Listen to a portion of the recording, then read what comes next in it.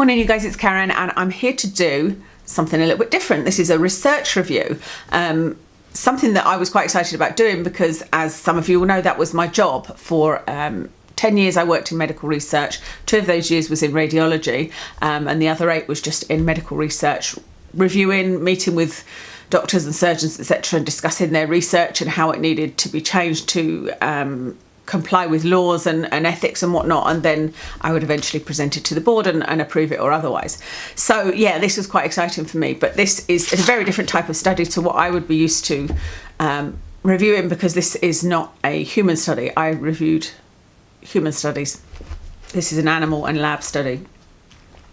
But this came about because I got sent a couple of messages, I got sent an email, there were some comments on old Sunscreen videos about this new research, and the conclusions that everybody has come to have all been very different and not necessarily correct. And so I thought it would be interesting for me to review the study and see what I thought. And then when I read it, I thought it might be interesting for you guys to hear what I think of the study, and maybe you didn't even know about the study. So I'm going to tell you a little bit about the research, then I'm going to tell you what my issues are with the research, and tell you what my conclusions are, you know, what their conclusions are and my conclusions from that.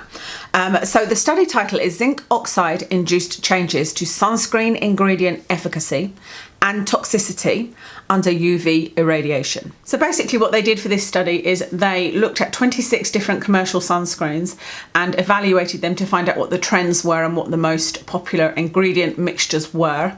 They then bought the ingredients and created their own mixtures with and without zinc.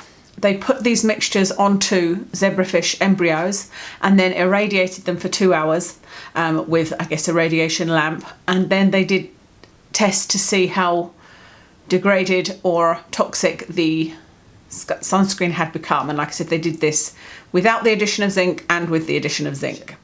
Their abstract says sunscreen safety and efficacy is evaluated based upon the properties of individual chemicals in a formulation. However, the photostability of sunscreens has been shown to be highly dependent on the mixture of chemicals present. So that makes sense, that it's not just about studying avobenzone, it's about studying avobenzone when mixed with other things. To better understand how sunscreen formulation influences stability, and to establish a foundation for probing the influence of zinc oxide additives.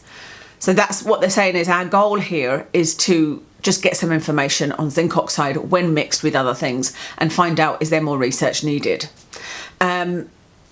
We formulated 5 different small molecule based UV mixtures with a sun protection factor of 15. These mixtures contained active ingredients approved in either the US or the European Union and were designed to represent formulations of actual products on the market. So it's very important there that they're saying they were designed to represent formulations, meaning that they didn't have access to the mixtures. They had no idea what ingredients were in the commercially prepared ones. They were just guessing basically and mixing the main, like if they found that there was a lot of sunscreens with zinc and avobenzone, then they made one with zinc and avobenzone and made it to an SPF 15. Changes in UV absorbance were minimal for all 5 small molecule based mixtures without zinc oxide. So meaning all the chemical sunscreens they tried that didn't have zinc in them, regardless of whether they were small molecule or not, were absolutely fine. It says the presence of either micro or nano-sized zinc oxide caused significant small molecule photodegradation, and the degraded mixtures exhibited high levels of toxicity in embryonic zebrafish assays. This is the sentence I think that people would read and go, okay, see, zinc is a problem. But there's so many things to say about that. Firstly, this is higher levels of toxicity in embryonic zebrafish assays, so meaning in a lab in zebrafish embryos, with a mixture that is not commercial, that doesn't have the preservatives and the other ingredients that would be in a commercial one, that is only at SPF 15, not tested on human skin, you know, there's and only when mixed together in these particular in the way that they have mixed them together, but not knowing what levels and what percentages they're mixed together in the commercial products, because they say that you can't find out the percentages of products in a commercial product. Well, you can sometimes, but not always. You can't find the levels of the chemical ones normally. So it was saying that the conclusion is this study suggests that caution must be taken when formulating sunscreens containing both zinc oxide and small molecule UV filters, i.e. chemical filters, to avoid unintended consequences during use. Let me tell you my issues with the study, because I would find it hard to give you a summary of how they did their research, because there's too many research questions and they did too much, if you like, but they're not enough in some other ways. So firstly, their research questions are many. There's not just one research question. Bear in mind, like I said, I'm reviewing this as if I would human research, and this wouldn't need such a stringent review, because the conclusions would not be taken as the same as they would if it was a human research. But they're asking, does zinc degrade in UV with other sunscreens?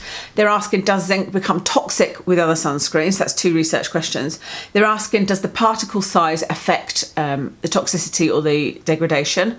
And they're also looking at aquatic ecosystems. So they've kind of got at least 3 research questions in there. So it's a bit too broad and a bit too vague, in my opinion. A couple of the comments, by the way, were that this research has concluded that nanoparticles are fine, which is absolutely not the case, but I can see why somebody could have come to that conclusion, because there is a part of it that says the nanoparticles did not degrade, but what that's talking about is if there was no zinc present. So in certain circumstances, the nanoparticles did not degrade or did not cause degradation of the UV. But remember that these formulations are what they have created. They're not commercial preparations with preservatives, etc. Another comment was that this has concluded that zinc is toxic, and that's again not the case, but I can see why they would think that. It has concluded that zinc is toxic when mixed with certain other chemical sunscreens at a certain SPF, and in the formulations that they made, not commercial formulations. So those are a couple of the comments. My issues with this study are that it would be too small to gain any credible information from. It's done in a lab on embryos. It's not done in sunlight. Although they're doing UV irradiation, it's obviously fake or false UV irradiation. It's not from the sun. They're using a solvent. They use a DMSO solvent, which you would never find in sunscreens, but they needed to use this in this sunscreen. These are just... It sounds like I'm being very critical of the study, and I'm being critical of the study in terms of why you can't make any 100% conclusions from this. This is just to inform further research. There are too many variables in this. Like I said, they're not copying the formulations of sunscreens. They're just trying to represent these sunscreens. They do about 26. They take about 26 different formulations from the commercial world, if you like. There is a bias here as well, a very big bias, because the team that did this research are actually, let me read it out to you. They have a specific interest as a team that specialises in studying nanoparticle toxicity. These results are not surprising to us. So basically they're saying they're a team that's got together to prove that nanoparticles are toxic. And so they already start the research believing that nanoparticles are toxic. So that's a bias. They only use one SPF 15. There should be lots of different SPFs tested if they're talking about this, or certainly at a higher level. They use two different types of zinc. So there's quite a few things there that mean that you can't really say that you can't take any conclusions from this. Their goal, they say, is to establish a foundation for probing the influence of zinc oxide additives. So basically the idea of this study is simply to see, do we need to look at zinc a bit closer when combined with other sunscreen actives? So what are the conclusions from this study? So what they're saying is that micronized or nano-sized particles of zinc caused significant degradation and higher levels of toxicity when mixed with other chemicals. So this is something that's definitely interesting. You can look at it and go, that's really interesting. There definitely needs to be more research on zinc micronized and nanoparticles and mixing it with other small molecule chemicals and finding out what happens. But they're not saying zinc on its own degrades. They're not saying zinc on its own is toxic. They're not saying that they have tested products that are on the shelves and they have been toxic. they are just saying that they've done a little experiment in a lab in some zebrafish embryos, and this is the results that they have. Therefore, more studies need to be done. What they're talking about is that it would be best to study coated zinc particles and see how that reacts with everything else, and also study different ultraviolet combinations. And they've also recommended for